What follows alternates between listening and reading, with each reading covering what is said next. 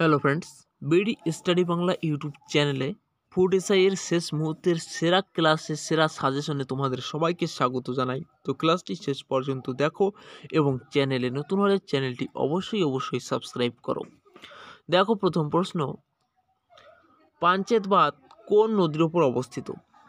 ঠিক আছে, পাঞ্চেত বাঁধ দামোদর নদীর উপর অবস্থিত এবং এটা ঝাড়খণ্ড রাজ্যে অবস্থিত। ঠিক আছে, তারপর দেখো, হীরাকুদ বাঁধ কোন নদীর ওপর অবস্থিত? হীরাকুদ বাঁধ উড়িষ্যা রাজ্যের মহানদীর উপর অবস্থিত এবং তার সঙ্গে দেখো এটি ভারতের দীর্ঘতম বাঁধ। ঠিক আছে, তারপর তেহরি বাঁধ কোন নদীর উপর অবস্থিত? তেহরি বাঁধ হচ্ছে উত্তরাখণ্ড রাজ্যের ভাগীরথী নদীর উপর অবস্থিত এবং তেহরি বাঁধ হলো ভারতের সর্বোচ্চ বাঁধ। তারপর দেখো, ভাকরানাঙ্গাল বাঁধ কোন নদীর উপর অবস্থিত? ভাকরানাঙ্গাল বাঁধ পাঞ্জাব রাজ্যের শতদ্রু নদীর উপর অবস্থিত। ঠিক আছে, এটি পাঞ্জাব ও হিমাচল প্রদেশ সীমান্তে অবস্থিত। তারপরে দেখো, ফারাক্কা বাঁধ কোন নদীর উপর অবস্থিত? ফারাক্কা বাঁধ হচ্ছে পশ্চিমবঙ্গ রাজ্যের গঙ্গা নদীর উপর অবস্থিত। তারপর উজানি বাঁধ কোন নদীর উপর অবস্থিত? উজানি বাঁধ মহারাষ্ট্র রাজ্যের ভীমা নদীর উপর অবস্থিত। তারপর দেখো, বানসাগর বাঁধ কোন নদীর উপর অবস্থিত? বানসাগর বাঁধ মধ্যপ্রদেশের সোন নদীর উপর অবস্থিত। তারপর হচ্ছে রানা প্রতাপ বাঁধ কোন নদীর উপর অবস্থিত? রানা প্রতাপ বাঁধ রাজস্থানের চম্বল নদীর উপর অবস্থিত। কালানাই বাঁধ কোন নদীর উপর অবস্থিত? তো কালানাই বাঁধ হচ্ছে কাবেরী নদীর উপর অবস্থিত এবং তার সঙ্গে দেখো এটি তামিলনাড়ু রাজ্যে অবস্থিত এবং এটি ভারতের প্রাচীনতম বাঁধ এবং প্রথম বাঁধ হচ্ছে কালানাই বাঁধ। তারপর নারায়ণপুর বাঁধ কোন নদীর উপর অবস্থিত?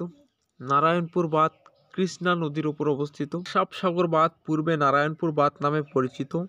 ভারতের কর্ণাটক রাজ্যের ইয়াদগির জেলার কৃষ্ণা নদী জুড়ে নির্মিত একটি বাঁধ। তারপর দেখো, নাগার্জুন সাগর বাঁধ কোন নদীর উপর অবস্থিত? নাগার্জুন সাগর বাঁধ কৃষ্ণা নদীর উপর অবস্থিত এবং এই নাগার্জুন সাগর বাঁধ অন্ধ্রপ্রদেশ রাজ্যে অবস্থিত। 1955 সালের 10ই ডিসেম্বর প্রধানমন্ত্রী জওহরলাল নেহরু আনুষ্ঠানিকভাবে বাঁধের নির্মাণ কার্য উদ্বোধন করেন। তারপর দেখো, ম্যাসেঞ্জার বাঁধ কোন নদীর উপর অবস্থিত?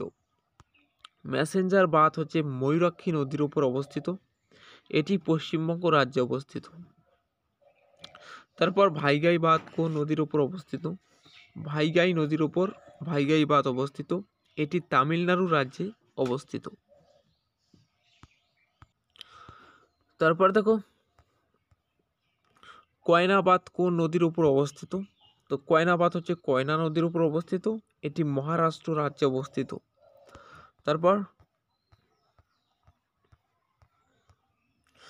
তারপর আমরা আলোচনা করব বিখ্যাত লেখক ও কবিদের ছদ্মনাম নিয়ে।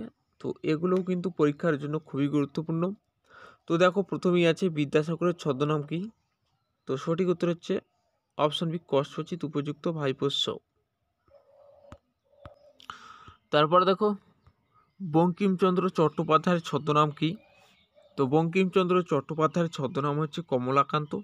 ঠিক আছে, তারপর দেখো, রবীন্দ্রনাথ ঠাকুরের ছদ্মনাম কি? তো রবীন্দ্রনাথ ঠাকুরের ছদ্মনাম হচ্ছে ভানু সিংহ। তারপর সত্যেন্দ্রনাথ দত্তের ছদ্মনাম কি? তো সত্যেন্দ্রনাথ দত্তের ছদ্মনাম হচ্ছে নবকুমার কবিরত্ন। ঠিক আছে, তারপর দেখো, মধুসূদন দত্তের ছদ্মনাম হচ্ছে তিমথি পেনপোয়েন। সৈয়দ মুস্তফা আলীর ছদ্মনাম সত্যবীর। বলাইচাঁদ মুখোপাধ্যায়ের ছদ্মনাম হচ্ছে বনফুল। ঠিক আছে, তোমাদের যাতে সময় কম লাগে তার জন্যই আমি এক লাইনে বলে দিচ্ছি। ঠিক আছে, তারপর দেখো, শরৎচন্দ্র চট্টোপাধ্যায়ের ছদ্মনাম হচ্ছে অনিলা দেবী এবং শরৎচন্দ্র পণ্ডিতের ছদ্মনাম হচ্ছে দাদা ঠাকুর। ঠিক আছে, এই দুটো একটু মনে রাখবে। তারপর প্যারীচাঁদ মিত্রের ছদ্মনাম টেকচাঁদ ঠাকুর। তারপর দেখো, বিনয় মুখোপাধ্যায়ের ছদ্মনাম কি? তো বিনয় মুখোপাধ্যায়ের ছদ্মনাম হচ্ছে যাযাবর। তারপর কালীপ্রসন্ন সিংয়ের ছদ্মনাম হুতুম পেঁচা। সমরেশ বসুর ছদ্মনাম কালকুট। ভবানী সেনগুপ্তের ছদ্মনাম হচ্ছে চাণক্য সেন। নারায়ণ গঙ্গোপাধ্যায়ের ছদ্মনাম হচ্ছে সুনন্দ। ঠিক আছে। নিহার রঞ্জন গুপ্তের ছদ্মনাম হচ্ছে বাণভট্ট। বিমল ঘোষের ছদ্মনাম হচ্ছে মৌমাছি। তো তারপর দেখো জাতিসংঘের কোন অঙ্গটি বিশ্ব সংসদ হিসেবে বিবেচিত? তো সঠিক উত্তর হচ্ছে অপশন এ সাধারণ পরিষদ। তারপর দেখো ভারতের পঞ্চবার্ষিকী পরিকল্পনা শুরু ও কার্যকরী হয় কত সালে? তো সঠিক উত্তর অপশন এ 1950 সালে। Option A. তো প্রতিটা প্রশ্নই কিন্তু খুবই গুরুত্বপূর্ণ প্রশ্ন, তো ক্লাসটা অবশ্যই শেষ পর্যন্ত দেখো। ঠিক আছে, তো আশা করি কাজে আসবে প্রশ্নগুলো। তো তারপর দেখো বিশ্বের বৃহত্তম মানুষের তৈরি খাল হলো নিম্নের কোনটি? তো সঠিক উত্তর হচ্ছে অপশন সি সুয়েজ খাল। তারপর দেখো সুপ্রিম কোর্টের বিচারকরা অফিসে কার্যভার নেওয়ার আগে যে শপথ নেন তা পরিচালনা করেন নিম্নের কে? তো সঠিক উত্তর অপশন ডি রাষ্ট্রপতি বা তার নিযুক্ত কোনো ব্যক্তি। ঠিক আছে। তারপর দেখো মাই লাইফ কার আত্মজীবনী? মাই লাইফ হচ্ছে বিল ক্লিনটন এর আত্মজীবনী। Option C. তারপর দেখো নিম্নলিখিত কোন পাথর মার্বেলে রূপান্তরিত হয়? তো সঠিক উত্তর অপশন বি চুনা পাথর মার্বেলে রূপান্তরিত হয়। Option B. তারপর দেখো সূর্যের শক্তি মুক্তির জন্য কোনটি দায়ী? তো সঠিক উত্তর অপশন বি ফিউশন। ঠিক আছে, অপশন বি ফিউশন। ঠিক আছে। তারপর দেখো নিচের কোনটি হিমালয় প্রদেশের লোকনৃত্য নয়? ঠিক আছে, হিমালয় প্রদেশের লোকনৃত্য নয় হচ্ছে ঢাকনি। অপশন সি হচ্ছে সঠিক উত্তর ঢাকনি। তারপর তো কোনটিতে ক্যালসিয়াম সামগ্রী সর্বাধিক থাকে? সঠিক উত্তর অপশন এ বাজরা। তারপর দেখো কোন বিজ্ঞানী a brief history of time নামে একটি বই লিখেছেন? তো সঠিক উত্তর অপশন বি স্টিফেন হকিং। তারপর দেখো প্রথম সম্পূর্ণ ভারতীয় ব্যাংক কোনটি? প্রথম সম্পূর্ণ ভারতীয় ব্যাংক হচ্ছে Punjab national bank. Option D হচ্ছে সঠিক উত্তর। তারপর দেখো নিচের কোন জোড়া ঠান্ডা রক্তের প্রাণীদের শ্রেণীভুক্ত? ঠিক আছে, তো সঠিক উত্তর অপশন সি সাপ ও ব্যাঙ। ঠিক আছে, তো এরা হচ্ছে ঠান্ডা রক্তের প্রাণীদের শ্রেণীভুক্ত সাপ ও ব্যাঙ। তারপর দেখো কৃষি গবেষণার ভারতীয় পরিষদ কোথায় অবস্থিত? সঠিক উত্তর হচ্ছে অপশন সি নয়াদিল্লি, এবং তার সঙ্গে দেখো পাট গবেষণাগার ব্যারাকপুরে অবস্থিত। ঠিক আছে। তারপর দেখো সবচেয়ে নমনীয় ধাতু কোনটি? সবচেয়ে নমনীয় ধাতু হচ্ছে সোনা। অপশন এ হচ্ছে সঠিক উত্তর সোনা। তারপর দেখো ভারতের নাগরিক নন এমন কে প্রথম ভারতরত্ন পেয়েছিলেন? তো সঠিক উত্তর option B Khan Abdul Gaffar Khan. Option B. যেহেতু তোমাদের আজকে পরীক্ষা, তাই কিন্তু বেশি সময় নেব না, অল্প সময়ের মধ্যে তোমাদের অধিক প্রশ্ন করানোর চেষ্টা করব। ঠিক আছে, ক্লাসটা শেষ পর্যন্ত দেখো, অবশ্যই কাজে আসবে। তারপর দেখো ভারতের সর্বাধিক সংখ্যক শ্রমিক নিযুক্ত রয়েছে কোন শিল্পে? তো সঠিক উত্তর হচ্ছে অপশন এ টেক্সটাইল শিল্পে। Option A. ঠিক আছে। তারপর দেখো বাহমনি রাজ্যের প্রতিষ্ঠা হয় কত সালে? বাহমনি রাজ্যের প্রতিষ্ঠা হয় 1347 সালে। অপশন ডি হচ্ছে সঠিক উত্তর, এবং এই বাহমনি রাজ্যের প্রতিষ্ঠাতা হচ্ছে আবুল মুজাফফর শাহ। তারপর দেখো ভারতের প্রাচীনতম নগরভিত্তিক সভ্যতা কোনটি? ভারতের প্রাচীনতম নগরভিত্তিক সভ্যতা হচ্ছে মেহেরগড় সভ্যতা। অপশন বি হচ্ছে সঠিক উত্তর। তারপর দেখো কোন শহরে প্রথম এশিয়ান গেমস অনুষ্ঠিত হয়? সঠিক উত্তর অপশন ডি নিউ দিল্লি।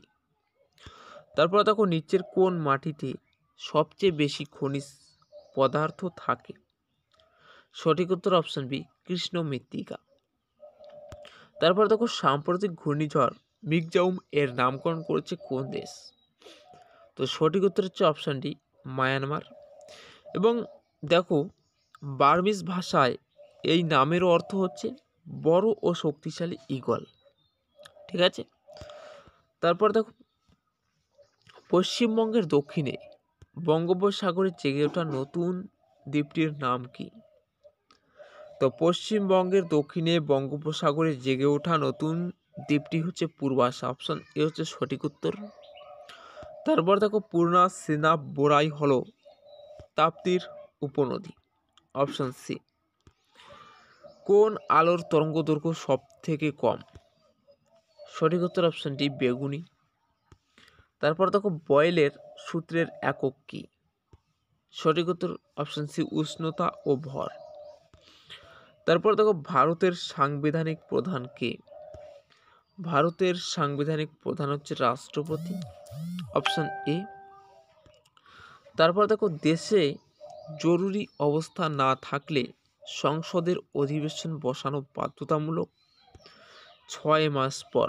ঠিক আছে, অপশন বি হচ্ছে সঠিক উত্তর, 6 মাস পর। তারপর দেখো ভারত স্বাধীন হবার আগে পঞ্চায়েতি রাজ ব্যবস্থা চালু ছিল কোন রাজ্যে? সঠিক উত্তর অপশন ডি তামিলনাড়ুতে। তারপর দেখো ভারতের মোট জাতীয় সড়কের সংখ্যা কত? ঠিক আছে, তো অপশন ডি হচ্ছে সঠিক উত্তর 220টি, অপশন ডি। তারপর দেখো সবচেয়ে বেশি তপশিলি উপজাতির লোক বাস করে কোথায়?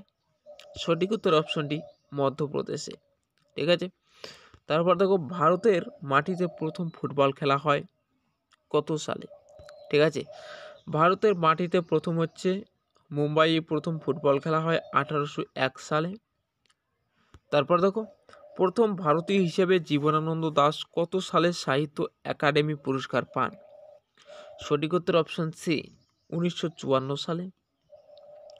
তারপর দেখো বিশ্বের দ্বিতীয় দেশ হিসেবে হাইড্রোজেন ট্রেন চালু করলো কোন দেশ? সঠিক উত্তর হচ্ছে অপশন এ চীন, এবং প্রথম হচ্ছে জার্মানি। ঠিক আছে, জার্মানি প্রথম। কিসের উপস্থিতিতে দেহের ভিতরে রক্ত জমাট বাঁধে না? সঠিক উত্তর অপশন বি হেপারিন। ঠিক আছে, হেপারিনের উপস্থিতিতে দেহের ভিতরে রক্ত জমাট বাঁধে না। তারপর দেখো কোন তাপমাত্রায় ফারেনহাইট এবং সেলসিয়াস উভয় স্কেলের সমান? তো সঠিক উত্তর অপশন বি -40°, অপশন বি। তারপর দেখো আধুনিক পর্যটকের জনক কাকে বলা হয়? আধুনিক পর্যটকের জনক বলা হয় টমাস কুককে, অপশন সি হচ্ছে সঠিক উত্তর টমাস কুক। তারপর দেখো খানুয়ার যুদ্ধ কত সালে হয়?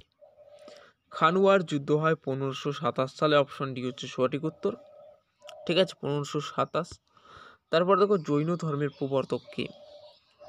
জৈন ধর্মের প্রবর্তক হচ্ছে ঋষভনাথ। ঠিক আছে, ঋষভনাথ। তারপর দেখো ওয়াহাবি কথার অর্থ কি?